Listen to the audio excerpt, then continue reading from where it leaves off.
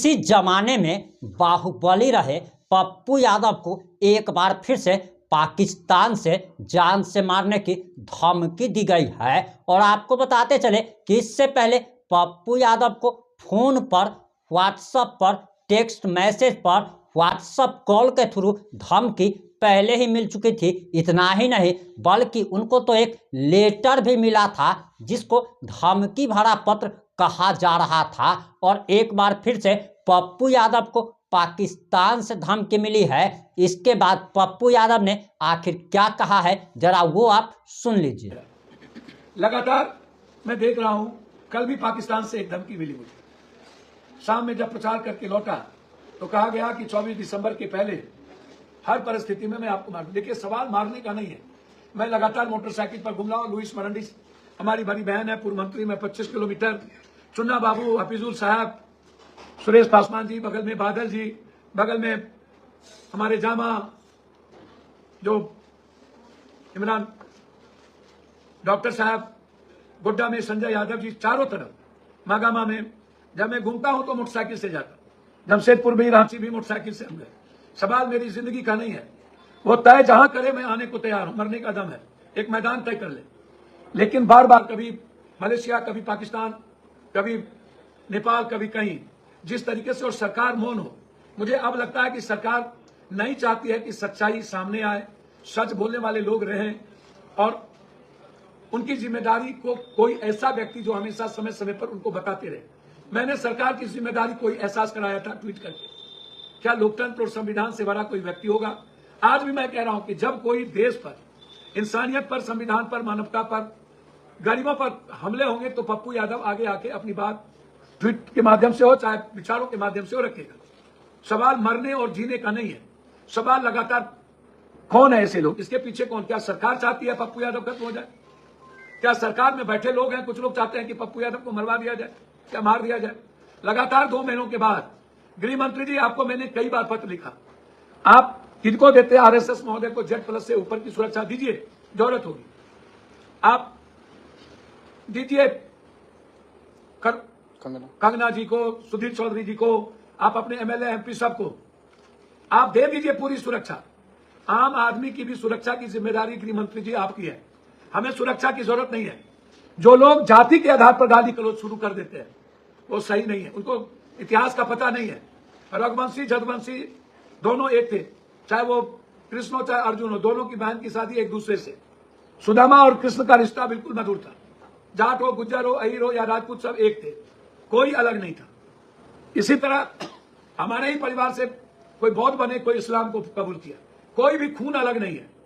रास्ता एक ही है, पहुंचना सबको दिल्ली है, प्रेम की नगरी में पहुंचना पटना ही है, पहुंचना रांची है। रास्ता अलग हो सकता है, एक घर में विचारधारा 2 हो सकता है, लेकिन खून एक है। चाहे मुसलमान हो या हिंदू, दलित हो या बैकवर्ड फॉरवर्ड, सभी समाज से ही लोग बौद्ध में परिवर्तित हुए। और हमारा कंट्री बौद्ध, मोहम्मद, नानक, कबीर, कृष्ण, शिव का है। इसलिए मैं आग्रह करूंगा कि प्लीज जब कोई धमकी दे तो कुछ बोल देना, गाली दे देना, ये मतलब कहावत है कि इतने अशिक्षित होके या बीजेपी के लोग जिस तरीके से गाली देना शुरू कर देते हैं। भैया, मैं आपसे आग्रह करूंगा, ये मेरा संस्कार है, मैं जवाब नहीं देता, हमारी कमजोरी नहीं है, मैं मर्यादा में रह के जीना चाहता हूं। आप सब लोग जो लोग अपराधी की कोऑपरेट करना चाहते हैं, आपकी सुरक्षा, मुझे आपकी सुरक्षा की जरूरत नहीं है। जो लोग अपराधियों को कोऑपरेट करना चाहते हैं, आप जाएं, आप कोऑपरेट करें, तय तिथि कर ले, डेट तय कर ले। हमें मरने का जज्बा होगा तो हम आएंगे और आपको मारने का जज्बा होगा तो आ जाइएगा। मैं घूम रहा हूं, आज भी मैं मैडम के क्षेत्र जा रहा हूं, 11 सभा है, उसके बाद मैं बिहार जाऊंगा। आप रेकी करिए बोलते हैं, लेकिन परिवार की चर्चा कभी मत करिए। आप परिवार की बात करते हैं और जो बीजेपी के लोग, उनके घर में भी मां बहन बेटा बेटी है। सोचिएगा कि आप क्या करते हैं, क्या बोलते हैं। ऐसे लोगों को कहिए कि परिवार की का चर्चा और नाम बंद कर दे। उनकी लड़ाई मेरे विचारधारों से, हमसे खुन्नस है। सरकार के सिस्टम को पप्पू यादव से खुन्नस है। वो हमसे लड़े, हमें मरवाए। जब परिवार की चर्चा होगी तो शायद वह बिल्कुल रास्ते फिर अलग होंगे। मैं सरकार से आग्रह करूंगा, कल जो ऑडियो आया है मैंने आपके सरकार को भेज दिया है, उसका आप मूल्यांकन करें। और जो बात कही गई है परिवार को लेकर, ये सही नहीं है, मैं इसे बहुत गलत मानता हूं। झारखंड में हेमंत जी का सरकार बनाना सरकार को यदि तकलीफ दे, झारखंड में झारखंड के अस्तित्व को बचाना कोई राजनीति नहीं है। यदि पप्पू यादव का रहना गलत है तो 1 लाख बार मरना मैं पसंद करूंगा, 100 करोड़ बार, लेकिन लड़ाई वैचारिक हो, लड़ाई व्यक्तिगत भी हो तो मुझसे हो, परिवार से ना हो, ये मैं आग्रह करूंगा। और गृह मंत्री जी, सुरक्षा आप सबको दीजिए, लेकिन जो ऑडियो आया है, जो चिट्ठी में भेज रहा हूं, उसका मूल्यांकन करिए, नहीं तो मैं मानूंगा कि सरकार मुझे और मेरे परिवार को खत्म करना चाहती है। प्रत्येक बूथ पर 10,000 व्यक्ति को देने के लिए,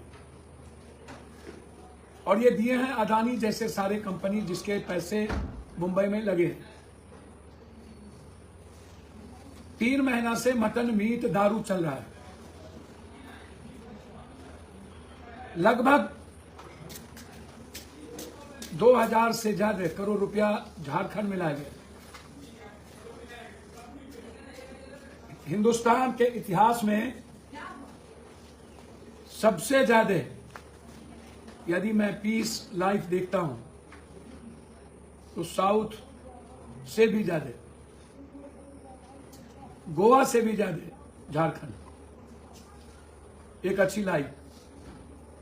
जो रियल में यहां के लोग हैं, चाहे वो आदिवासी हो, किसी जाति धर्म के, वो जीवन जीते, दूसरों को भी खुशियां देते।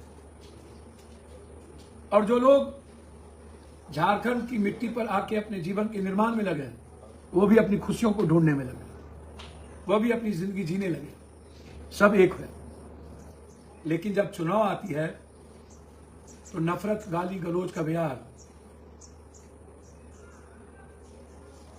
जो देवघर, देवभूमि, देवघर, चारों तरफ कहीं भगवान बिरसा, कहीं तिलका मांझी, कहीं शिव,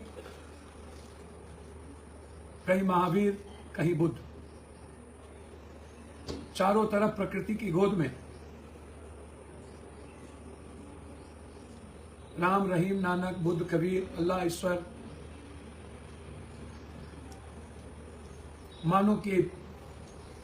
मानवता के लिए, इंसानियत को सजाने के लिए और मोहब्बत के जीवन में आनंद देने के लिए विराजमान हो। तब जाकर कोई व्यक्ति यदि अपने रसूख के लिए हमारे देवभूमि पर नफरत पैदा करता है तो उसे स्वीकार नहीं करना चाहिए। हम जैसे भी हैं, जिस रूप में हैं, खुश हैं। मैं मानता हूं दुनिया के सबसे गरीब प्रदेश में, मैं मानता हूं कि झारखंड बनने के बाद लगभग खदान, माइंस बंद हो गए। यहां की सारी संपदा पर पूंजीपतियों का अधिकार हो गया, कब्जा हो गया। वो अब हमारी आजादी छीन ली गई, हमारे बच्चे बेरोजगार हो गए, हमारे घर परिवार के लोग पलायन कर गए। सिर्फ हमारी मां, हमारी बहनें, हमारी बेटियां यहां बची। 6 महीने, साल भर तक लोग बाहर रहते हैं। सोचिएगा एक परिवार कैसे जीता होगा। दुनिया को हमारे यहां आना चाहिए। अब मैं यहां से बाहर जा रहा हूं। मैं सिर्फ इतना कहूंगा, आप दूसरों के लिए जीना भूल जाइए। इस चुनाव में आप अपने लिए कैसे जिएंगे इसकी सोचिए, अपनी लाइफ के बारे में सोचिए। कौन प्रधानमंत्री, कौन मुख्यमंत्री, एमएलए, एमपी बनेगा, ये भूल जाइए। आप ये सोचिए कि आपकी लाइफ 23 तारीख के बाद कहां सुरक्षित है, आपकी घर में इकोनॉमी कहां से आएगी, आप पर इकोनॉमी का बोझ नहीं पड़े, आपकी जिंदगी, आप रात के 2 बजे आप अच्छे से बिंदास लाइफ जी सके, हमारे परिवार के लोगों को पलायन ना करना पड़े। एक बार अपनी लाइफ के लिए जीने का प्रयास करिए, ये मेरा आग्रह है। अपने बच्चों के लिए, अपने भविष्य के लिए, अपनी उम्मीद के लिए, अपनी खुशियों के लिए, खुद को मुस्कुराने के लिए एक बार लोकतंत्र के इस महापर्व में बिना किसी जाति धर्म के, बिना किसी हिंदू मुसलमान के, जबकि वो कोई बात है ही नहीं। देश के प्रधानमंत्री को पढ़ना चाहिए, लिखना चाहिए, भूगोल और इतिहास को जानना चाहिए, सबको जानने की जरूरत। सिर्फ कटोगे बटोगे एक तरह का इतिहास 11 साल के बाद भी, जहां 18 से 20 करोड़ हिंदू नहीं है, जहां 8% आदिवासी नहीं है, जहां 1.5% सिख नहीं है, जहां 1% ईसाई नहीं है, वहां भी 140 करोड़ की आबादी में 17% हमारे ST SC। कटोगे बटोगे या प्रवृत्ति कितनी गंदी है। जय भीम सर। आप जरा इसको सोचिए, क्या ये झारखंड बर्दाश्त करेगा? क्या झारखंड के लोग कभी पसंद करेंगे? क्या हिंदुस्तान में एक ही तरह की भाषा 11 साल से चलेगी? 11 सालों में इन्होंने क्या किया? इकोनॉमी कहां है? फैक्ट्रियां आई कि नहीं? वियतनाम की फैक्ट्रियां कहां गई? चाइना से जो निकला वो फैक्ट्रियां कहां गई? हमारी टोटल फैक्ट्रियां क्यों गायब हो गई? हम मिडिल क्लास के व्यापारी को क्यों मारते जा रहे हैं? सारे बड़े व्यापारियों के हाथ में हम सब कुछ बेचते जा रहे हैं। दुनिया में सारी संपदाओं पर झारखंड, उड़ीसा के बाद अब छत्तीसगढ़, उड़ीसा के बाद अब झारखंड, किसकी गिर दृष्टि है? कौन महाराष्ट्र की सरकार को गिराए थे? क्या ये अदानी इतने बड़े ताकतवर हो गए? क्या अदानी के खिलाफ जंग नहीं होनी चाहिए? जो लोकतंत्र के दुश्मन बन गए, जो संविधान के लिए खतरा बन गया है, उसकी पैसे की ताकत संविधान और लोकतंत्र को खत्म करने में लगे, लोकतंत्र के वोट के अधिकार को खत्म करने में लगे। क्या इस अधिकार को हम नहीं बचाएंगे? क्या पैसा हमारे लोकतंत्र को खत्म करेगा, हमारा जमीन कर देगा? इसीलिए एक बार आपसे आग्रह कर रहा हूं, झारखंड को बचाने और महाराष्ट्र को बचाने के लिए महाराष्ट्र के लोग से आग्रह करूंगा। शरद पवार जी जो लगातार मराठी अस्तित्व के लिए, बाला साहब ठाकरे नहीं रहे, कांग्रेस जो हमेशा पूरे महाराष्ट्र की तहजीब, संस्कृति, उसके इतिहास को सम्मान दिया, सर्वश्रेष्ठ बनाया, पुनः आज आपके बीच उद्धव जी वहां हैं। राहुल गांधी जी पर आपका सबसे ज्यादा भरोसा है। मैं जानता हूं महाराष्ट्र के लोग राहुल गांधी, शरद पवार से बहुत प्यार करते हैं, देश के लोग प्यार करते हैं। बस मैं इतना कहूंगा कि यदि आप सही माने में एक आम लोगों का स्कूल चाहते हैं, इलाज फ्री चाहते हैं, कि आपके इलाज पर कोई बोझ ना पड़े, पैसे ना पड़े, आपकी जांच पर पैसे ना पड़े, आपके घर में गैस सिलेंडर 450 रुपये में जाए, आप पर किसी की गिद्ध दृष्टि ना हो, पलायन रुके, पलायन वापस आए, खादान को निकाल पाओ। सारा इंडिया के एक एक पैसे को पप्पू यादव अपने भाई के घर तक पहुंचाए। हर फैक्ट्रियों की जंग लड़ेंगे हम लोकसभा में। सारा इंडिया का पैसा 3 लाख करोड़ जब तक नहीं लौटाएंगे तब तक चैन से नहीं बैठेंगे। लेकिन इन लोगों के मुंह में गाली गलौज, हिंदू मुसलमान। अब सोचिए ना, एक देवभूमि में मैं बैठा, मधुपुर, मधु, प्यार की नगरी, शहद, जिंदगी। मधुपुर का मतलब होता है लाइफ, एक ऐसी लाइफ लाइन जो सबको अपने जीवन में देता है। जब मधुपुर और देवघर जैसी जगहों पर कोई कॉर्पोरेट गंदा लोग जो कभी जाति को गाली देता है, नफरत पैदा करता है, इन लोगों से पूछिए क्या सच में ये पासवान राम डोम से शादी करेंगे जो हिंदू की बात करते हैं? क्या आदिवासी के घर में शादी करेंगे? क्या किसी दलित के घर में शादी करेंगे? क्या झारखंड का माइंस 60% आदिवासी दलित को दे देंगे? दीजिए। झारखंड के संपदा पर आदिवासी दलित का अधिकार हो, दीजिए। मैं चाहता हूं, पूछिए इन लोगों से कि क्या गुजराती आकर के सब चीज पर कब्जा करेंगे? बोलिए इनको लिखने के लिए, बोलिए इनको प्राइवेट नौकरी में आरक्षण देने के लिए। इस बार हमारी लड़ाई यह भी होगी कि जो प्राइवेट नौकरी है उसमें भी आप आरक्षण दीजिए, ST SC। यह लड़ाई होगी हमारी। लेकिन अभी झारखंड के पलायन को रोकना, इस माइंस पर अधिकार, बाहरी लोगों को रोकना, आदिवासी के इतिहास को मिटाने के लिए बीजेपी ने चंपे सोरेन जैसे विभीषण को, रावण को पैदा किया, कभी कोरा को जेल भेज के पैदा किया, कभी मुंडा को बर्बाद करके फिर लाया, कभी मरांडी को जिंदगी खत्म करके फिर लाया। ये आदरणीय गुरुजी जो हम लोग के पिता के समान ही नहीं है, जो इस इलाके के लिए अपनी जिंदगी दी है, जो हमारे मौलाना साहब जो यहां नहीं रहे, 5 बार विधायक थे, इन लोगों ने इस इलाके के लिए, हमारे विधायक जी के वालिद साहब ने जिस तरीके से सेवा की और गुरुजी ने जिस लड़ाई को लड़ा, गुरुजी के इस उम्र में हम उसके जीते जी संथाल के निर्माण में जिसकी सबसे बड़ी भूमिका है, आदरणीय शिबू सोरेन जी, उसके इतिहास को, आदिवासी के इतिहास को बचाने के लिए और अमन के लिए और अपनी जिंदगी में इकोनॉमी लाने के लिए, रोजगार लाने के लिए, बिना बोझ के आगे बढ़ने के लिए आपका मतदान हर परिस्थिति में मैं आग्रह करूंगा।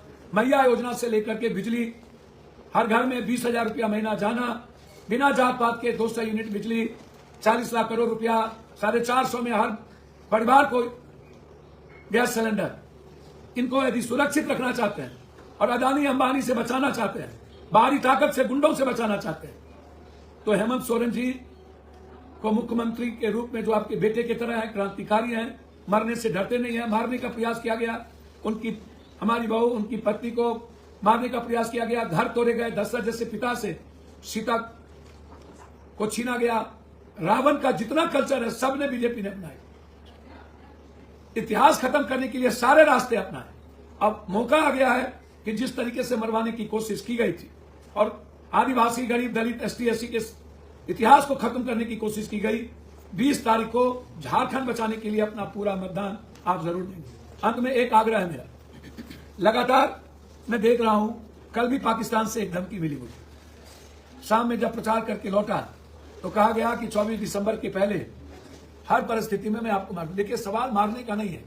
मैं लगातार मोटरसाइकिल पर घूम रहा हूं। लुइस मरंडी हमारी बड़ी बहन है, पूर्व मंत्री में 25 किलोमीटर, चुन्ना बाबू, हफीजुल साहब, सुरेश पासवान जी, बगल में बादल जी, बगल में हमारे जामा जो इमरान डॉक्टर साहब, गोड्डा में संजय यादव जी, चारों तरफ मागामा में जब मैं घूमता हूं तो मोटरसाइकिल से जाता हूं। जमशेदपुर भी, रांची भी मोटरसाइकिल से हम गए।